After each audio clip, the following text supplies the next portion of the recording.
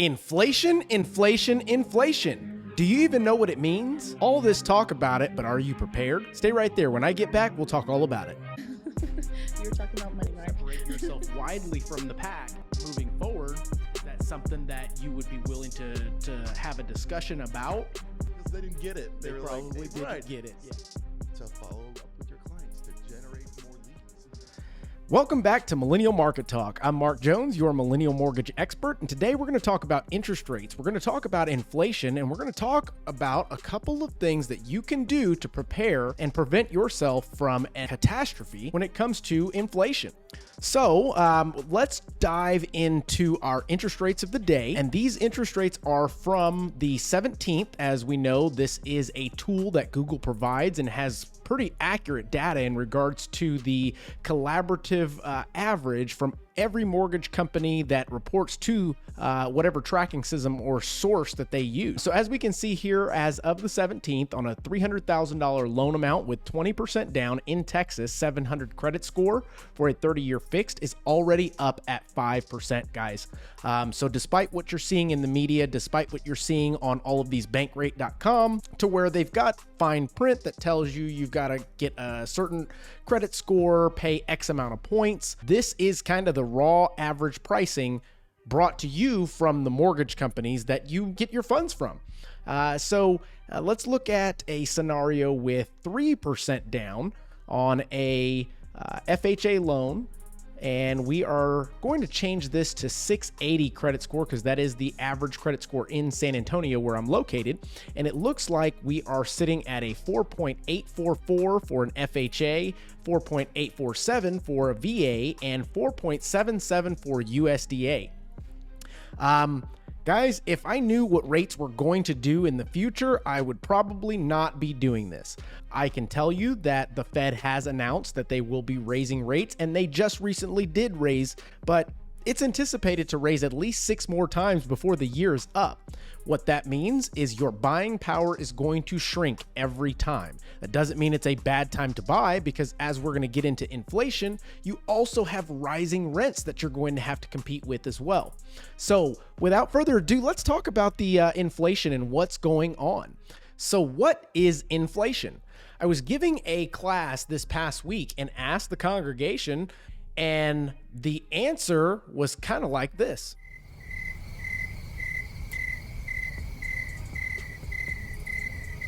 So, that being said, I want to make sure that all of the folks that follow and listen to these videos understand the basic premise and concept of inflation. And then we're going to go into a couple of ways that you can potentially prepare yourself to have your money keep up with the inflation as best as possible. So let's look at the true definition of inflation.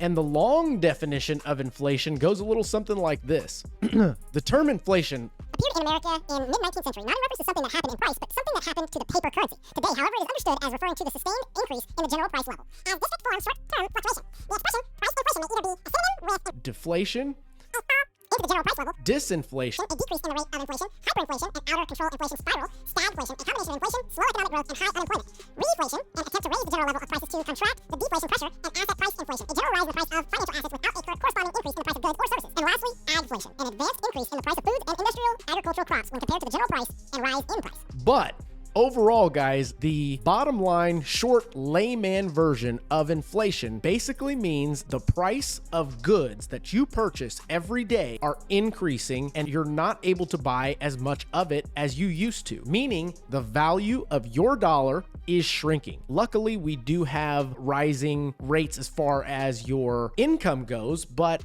unfortunately, the rate of inflation is a bit out of control, in my opinion, which is due to many factors.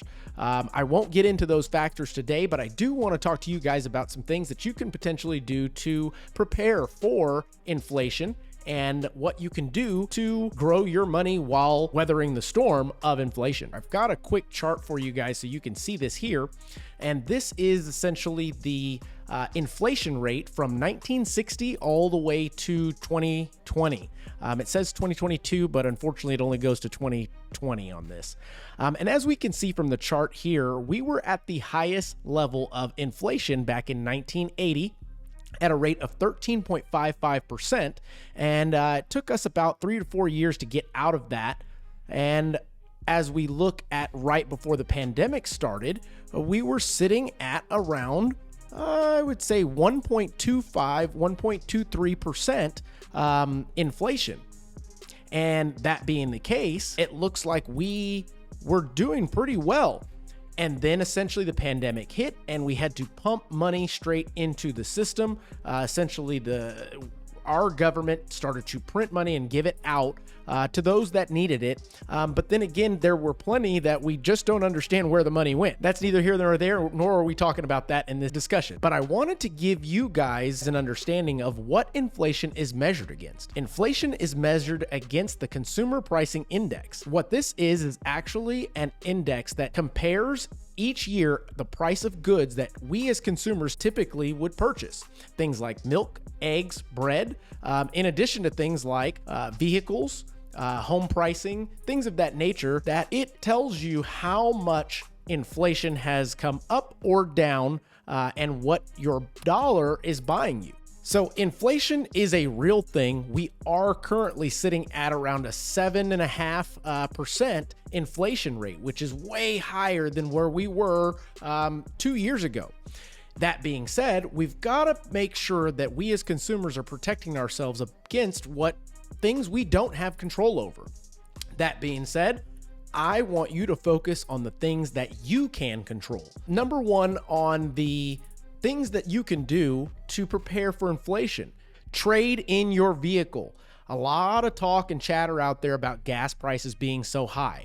I understand. I feel it too, guys. But there are some things that you can control about this situation.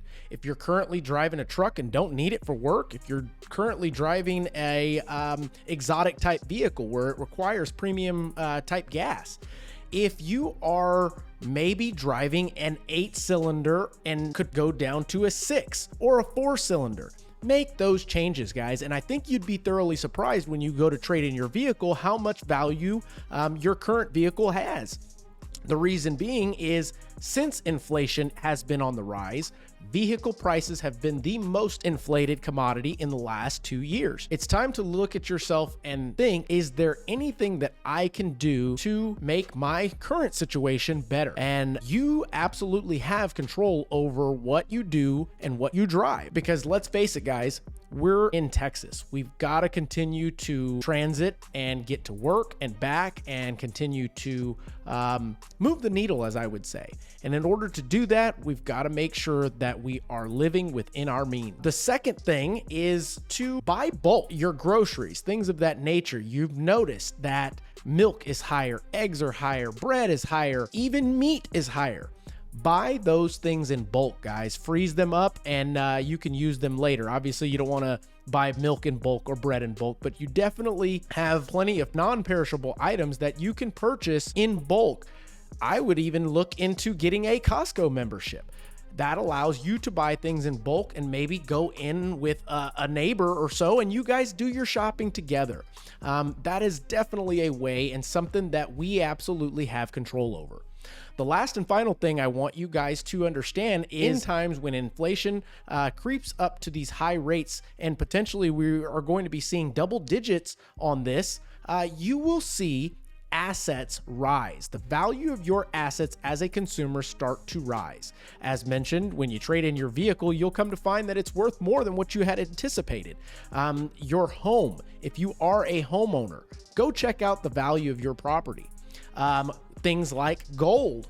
When inflation hits, folks tend to go back to the one thing that we've always been very, very consistent on, which is gold. You either are buying to hedge or you're buying out of fear, but either way, gold is a great way to keep your assets in check and make sure that they remain at least at a similar rate to what inflation is going at. And that being said, regarding your assets, if you're not currently a homeowner and you're renting, guys, you are at a big risk of having your rent raised. When inflation is at an all-time high, as it is now, we find that the investors that own these rental properties and the big corporations that own all these apartment complexes, things of that nature, have the same thing going on, which is keeping up with inflation. So as soon as your lease agreement is up, you'll find that you may have a drastic hike in the price of your rent. And in order to combat that, the best way is to get into a home. I would say find a lender that you know, like, and trust, that you can absolutely get some options from, so that you can then join in on the equity that we've been building and get your slice of the American dream. So I'm hoping you're getting something from this. And if you do, please like, subscribe, and share with a friend. And I'll leave you with this, guys. Inflation is something that we cannot control individually. You can only control what you do and your actions. So I'm hoping that some of this information is good for you, and keep in mind it is all my own opinion. This is not financial advice, nor am I a financial advisor. I am simply Mark Jones and your Millennial Mortgage expert. See you on the next one. You were talking about money, right? Separate yourself widely from the pack moving forward. Is that something that you would be willing to have a discussion about? Because they didn't get it. They were Probably like, didn't right. get it. Yeah. To follow